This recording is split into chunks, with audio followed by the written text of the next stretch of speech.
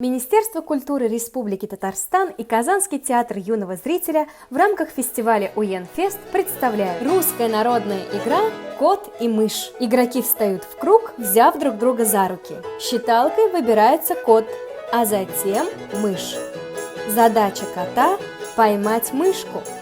И кошка ловит мышку, а та бегает вокруг играющих. Хоровод помогает мышке и мешает кошке, опуская или поднимая руки.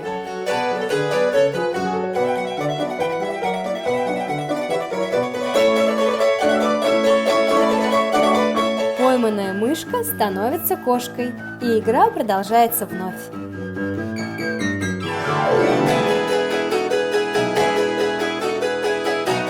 Количество участников не ограничено.